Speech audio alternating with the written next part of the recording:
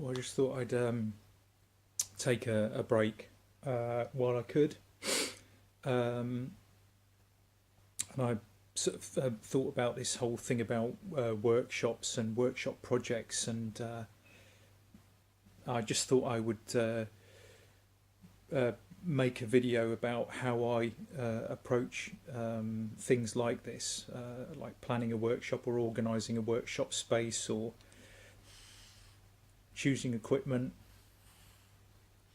Um,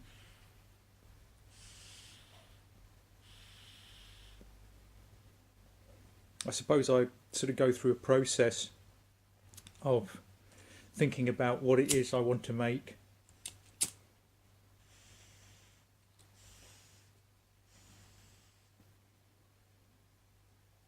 and then just sort of deciding from that what equipment I need.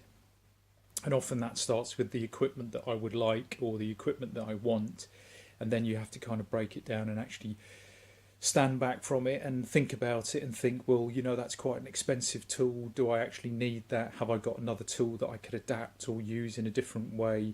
What do I actually need? It's very difficult to say to someone, these are the specific tools you need, because everybody's needs, depending on their hobby or interest or profession, is going to be completely different. Um,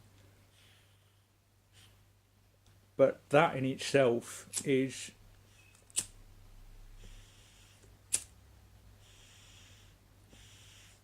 quite difficult. Um,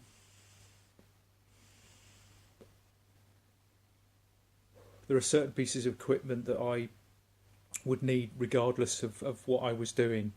So those would be things like a good set of hammers, a good vise or a couple of vices, maybe even a woodworking vise if you're planning on doing a lot of woodworking, a drill press like this very old one I've got behind me, um, and various other kind of hand tools and maybe machine tools.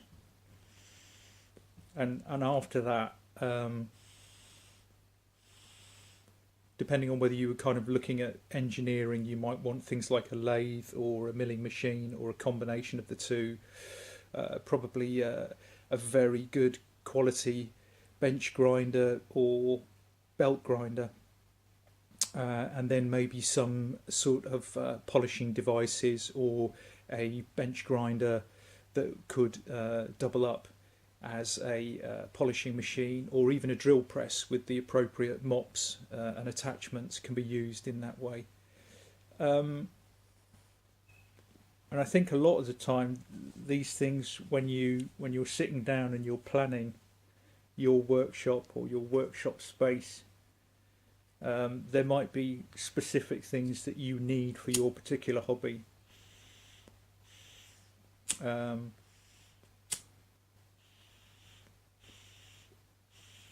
whether that's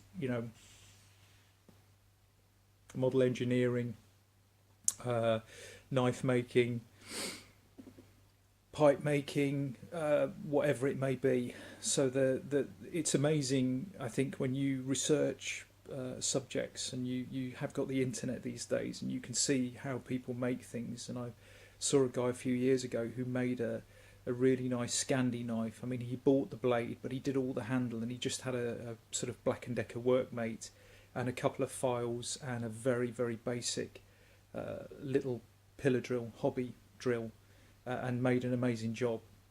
So it's surprising what you can do with very little.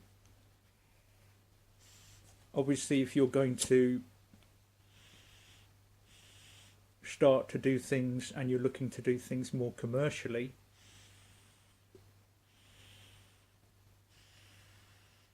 then you're probably looking at either machines that have interchangeable components, or you're probably looking at making jigs. Sorry, I'm lighting my pipe. Making jigs to make various construction processes easier. And when I was at college many many years ago, studying three-dimensional design in silversmithing, one of the things we had to do was commercial project, and I made several jigs to make an article, an item at that time that was made from two pieces, and it was a combination of brass and perspex. And I had lots of jigs, which made the construction and the reproduction of several items much easier. So again, that comes down to tooling, interchangeability, etc., etc. I think the most important thing, I think, is to break it down.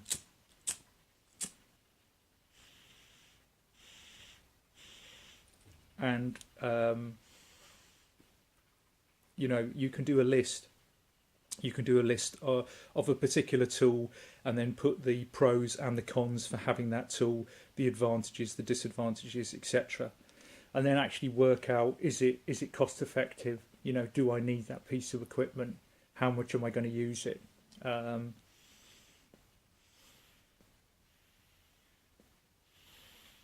Because we can all get a bit carried away and a bit enthusiastic about tools, and I'm no different from anybody else, because it's nice to have things and that. But if you're planning on a kind of more business-like approach, and you're planning on a more professional approach to your hobby or interest, then you need to kind of work out very carefully, you know, am I going to supersede this tool very quickly? Is this one too basic? Do I need to invest in something more powerful or slightly more sophisticated or more versatile, because I may go on to do this and this? So it's very, very complicated.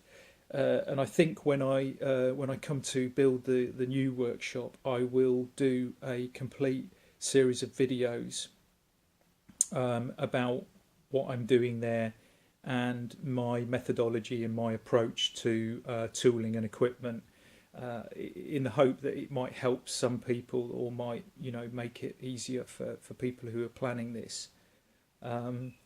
So I just thought I'd say, you know, if you're planning on setting up your workshop, it can be a bit overwhelming. Take your time, break it down, think about the types of equipment that you are looking to get. Do they double up? Can you make them more versatile by add-ons and additions and things like this, so that one tool then becomes, you know, several tools by default, sort of thing. So I just thought I'd sort of mention that today, you know, about not getting overwhelmed, break it down, you know, investigate, research thoroughly, and look at other people who are maybe doing hobbies or interests or pursuits like you would like to do, and sort of take their recommendations. Because sometimes we, in our heads, we've made a decision that we want a particular piece of tool and equipment, but in actual fact something else would be better and more superior, not necessarily more expensive. So hopefully this might help, and hopefully that series of videos might be worth me doing at that time. So I just thought I'd share this thought with everybody, smoke a good pipe, and have a cup of coffee while I'm sitting in the workshop as it is, and I'll leave you in peace.